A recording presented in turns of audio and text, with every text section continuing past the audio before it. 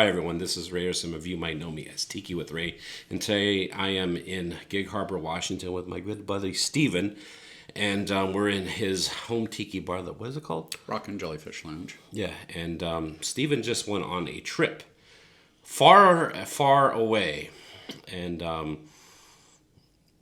we're going to talk a little bit about your travels. Mm-hmm.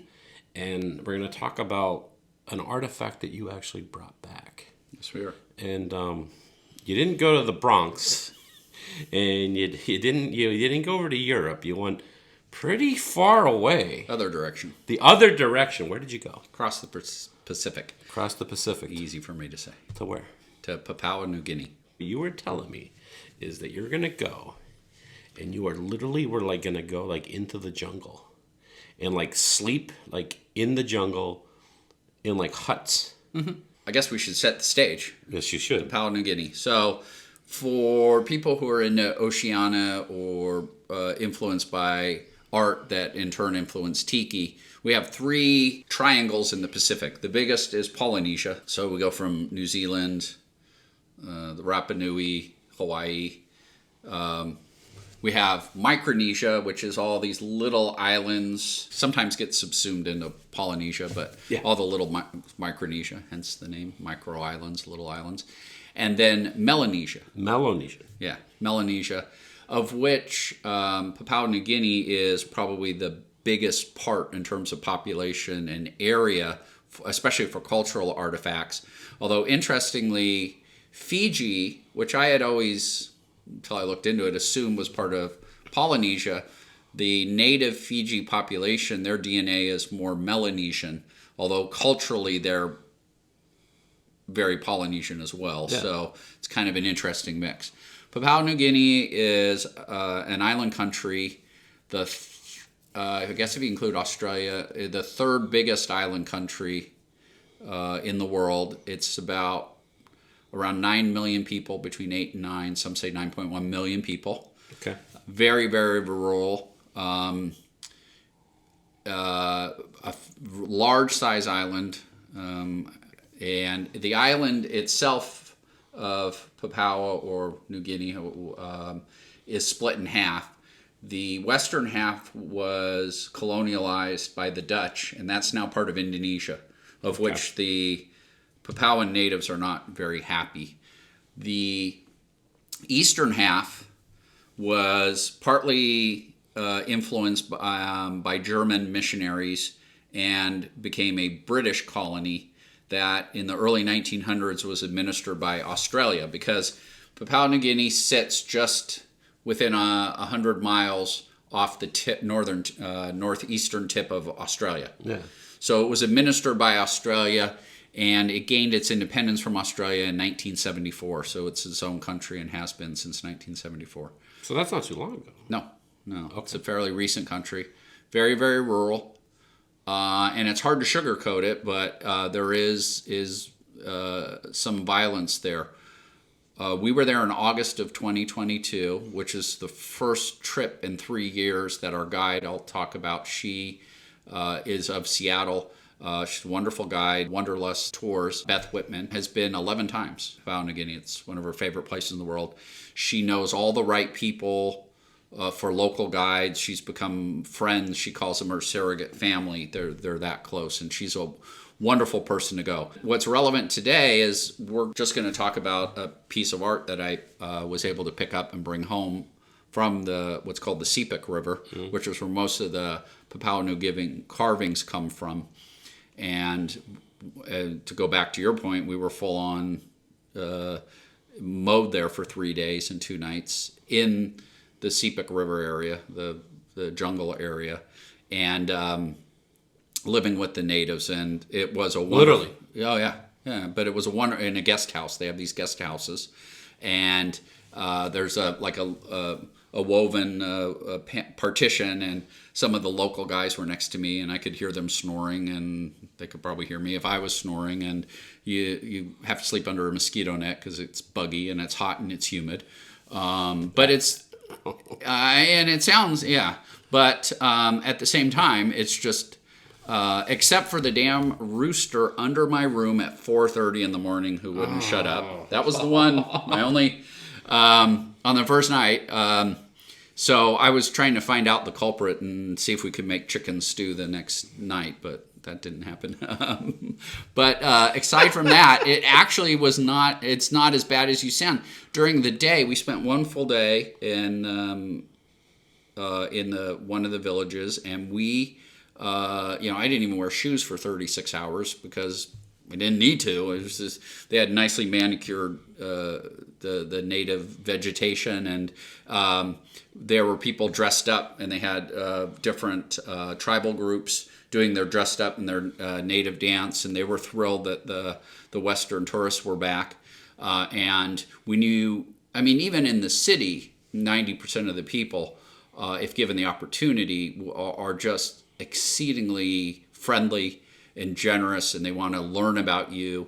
It's one of the only countries in the world, especially when you get in the rural areas, that they really love to be photographed. They're really appreciative of it. They're not asking you for money. They want to get to know you. When you're especially in a rural area, but even in some of the towns, you wave to them and they wait for you to say hello, and they're hello back. And if you have an opportunity to speak and they can speak enough English, they want to learn about you and you want to learn about them. It's just, they're wonderful people. It's so I don't want to overplay the little violence, the violence aspects, but it's a country you have to be careful with, and it's a country though that you have to go with a guide. And as I said, Beth has local guides, and she herself puts the trip together, and you feel safe and secure when you're there. So really, it's great opportunity to a place that, especially a number of us who have home bars that have oceanic influences or have seen pieces of Papua New Guinea art. In fact, it's funny. It's the one that, if you have a home bar and you have some art that's either from there or influenced from there, it's the one place where people go, why do you have African art there? Well, it's not African, it's Melanesian. It's a whole different thing. And you can always tell Papua New Guinea art, like as opposed to something like from like Hawaii or something like that. It always stands out. It's very intricate. Over my head right now is a canoe prow. And it used to be a used canoe prow on the Sepik River. And when I was on the dugout canoe with my travel group of 7 of us that Beth was leading, you would see a lot of the dugout canoes would have these prows carved into them, because the crocodile, as we'll see when we see the artwork, is really important to this region we went to in the Middle Sepik. And then you have used ceremonial objects. Many of them old, especially if they're pre-1930s, which is known as pre-contact with a lot of the Christian missionaries. But even today, so Beth herself has made friends with one of the native young men who does performances in the region, in the highland region, in the mountain region. And there was a ceremonial flute that his father used that I believe was carved by his grandfather and that he agreed to sell. And once in a while in the Sepik region, each house has a spirit house where the men hang out and do ceremony, administrative, and religious ceremonies and discussions. And once in a while, they'll sell some of the art in there.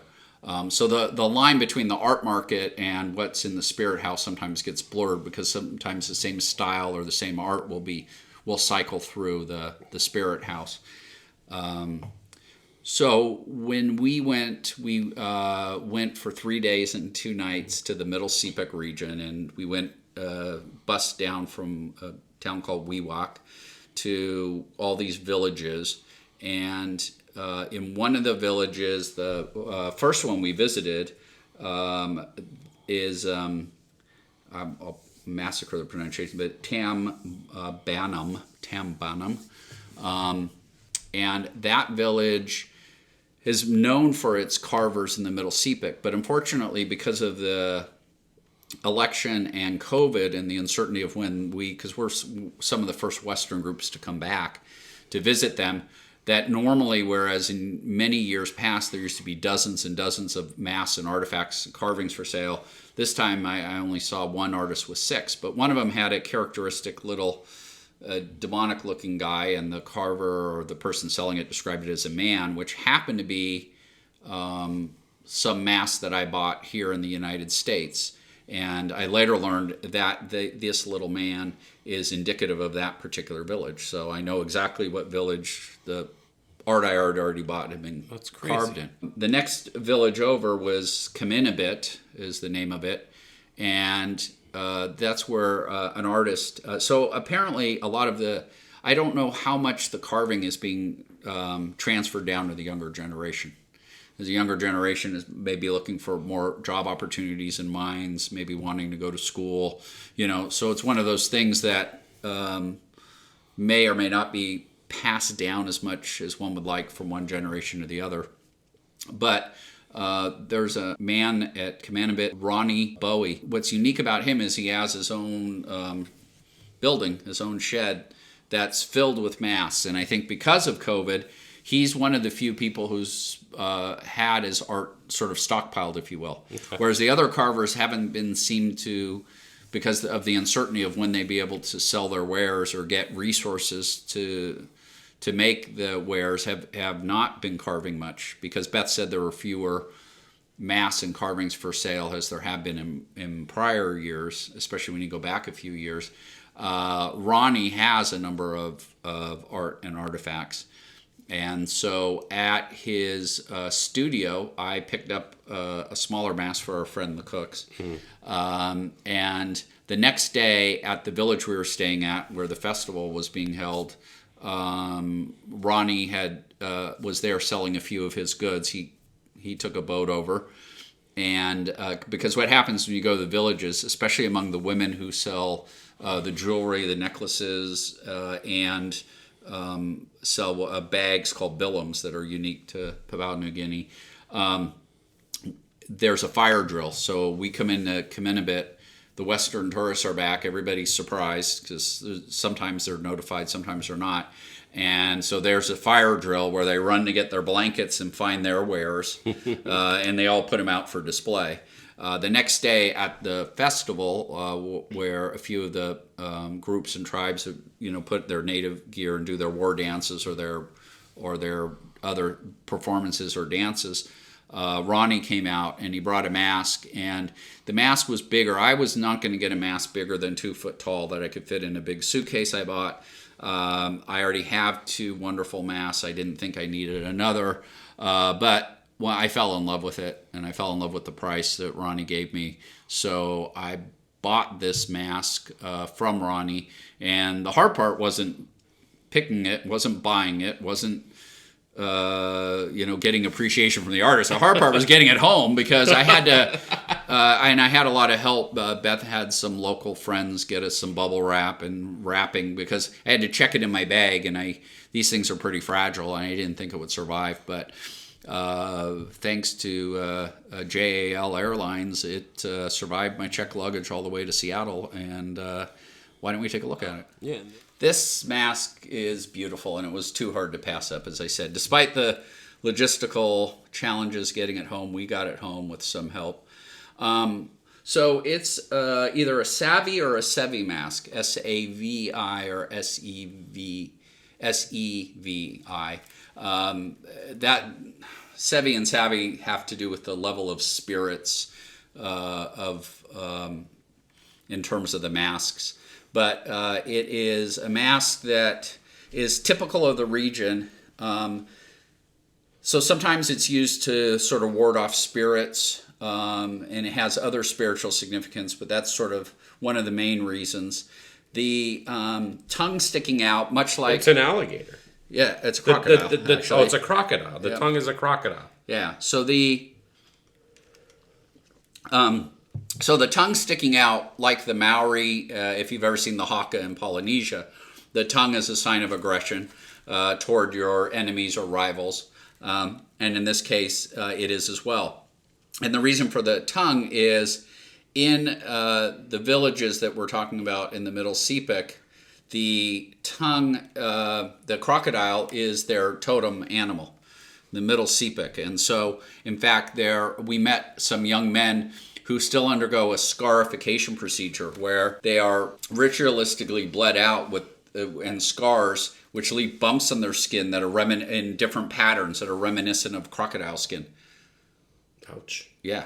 Yeah, so it's one of the rights to manhood in the crocodiles, the crocodile clans. I like to refer to them. So that's the crocodile is of important significance in the Sevi or Savi masks and of this. What's unique about this one is it has feathers from either a cassowary, bird of paradise, or some other bird, but the fact that Ronnie carved a bird, which I assume is a bird of paradise, which actually I have a shirt which has a little bird of paradise, which has, although the colors aren't right, the Papua New Guinean flag has the bird of paradise and the Southern Cross on it. And also the different birds are also totem symbols in different parts of the Sepik. So I'm making the assumption that this represents a bird of paradise, but there are hornbills and other birds that have significance there. But what's wonderful is you have a carved bird with feathers coming out of it. And this looks like it's wood, but sometimes it's a boar tusk. So what I'm wearing now is a necklace I bought there that's boar tusk, but through the nose. But I think that's what the symbolism is, although I think this one may be wood in this case, carved there. And then the painting is something that you'd never do if you find one of these, especially a contemporary one from the Middle Sepik, is don't even take a wet cloth to this, because the pigment is all through mud. So you're essentially spreading mud around, and you could ruin the colors of the mask. So that sort of dusty look is intentional because there's mud. It's mud based, and I think the pigments may also be mud based as well. But I've gotten 3 warnings already that from locals and from Beth and others saying, "Hey guys, don't wash this thing with water or cleaners because you don't want to change this as well." So although Ronnie made this probably for the tourist market for those of us, it's similar to those that might hang in a spirit house. And so what's nice is the tourist art and the native spiritual art, sort of the lines get sort of blurred and the patterns. And there's a whole, and I'm not even familiar with what goes on with this, but whether you you have to be maybe a member of a certain tribe, or if an artist originates an idea, you may need sort of permission to then become a carver with that sort of motif or style. Although again, this is a pretty common motif in that region of these of some of these villages of the crocodile tongue mask. But I think it, like I said, too pretty to pass up. And if you can get it home, the carvers don't charge a lot of money for it. In fact, Ronnie didn't want to take any more money from me when I bought one of the masks, and offered him a little bit more money. But what he thought was a fair price was a fair price. But yeah, so it's terrific. So real happy to have it and happy to show it off. What is so awesome is, like, I'm holding the mask right now, and it just blows my mind that it's like I'm holding this artifact that you brought back from the other side of the world, and it's here in Washington, and like that's so cool. And what I've heard, or what I've learned from Huma actually, when I talked to her, she was saying that's how things were back in like the beginning. These were artifacts that you'd bring back from where because you actually went to the Polynesia, you actually went to Fiji, you actually went to Papua New Guinea, and you brought back the mask just like you did here. And it was like kind of like, I don't want to say like a trophy, that's not the right word, but it's like, look I went here and I brought this back. No, it's pretty. And just the fact that like you went there, Stephen, survived, and came back and brought this is just so awesome. Yeah. Well, it's a pretty cool souvenir. I'll say that. Well, I think saying a souvenir is like it's more than a souvenir. I mean, like, you're never going to forget that trip. No. No. And this, and I'll tell you what, I mean, this, I'm looking at it up close, and the detail is unbelievable. So, I'm glad you came back. I'm glad you made it back. Well, thank you. I'm glad you brought this back. Yeah, and it's not a cheap proposition to get there or to be there because it's an island country. It's expensive, but it's worth it. I would definitely, if I could afford it, go back in future years. It was that meaningful an experience.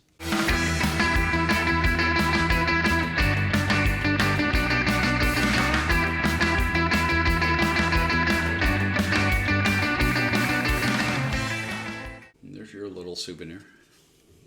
So you actually brought me back a little mask. Yeah. Well, this is in This one's a lot easier to hold. I'll tell you that. Well, and I don't want to downplay it since I'm giving you a souvenir, but this one is of the inexpensive variety.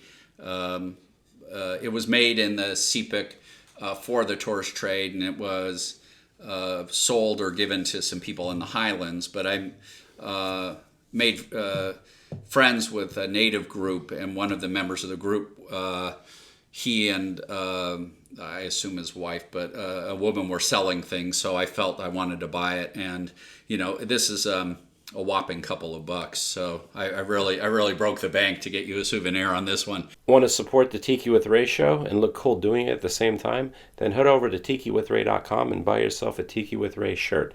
They're only $20. Tony Canepa did the design, and they're screen printed in America.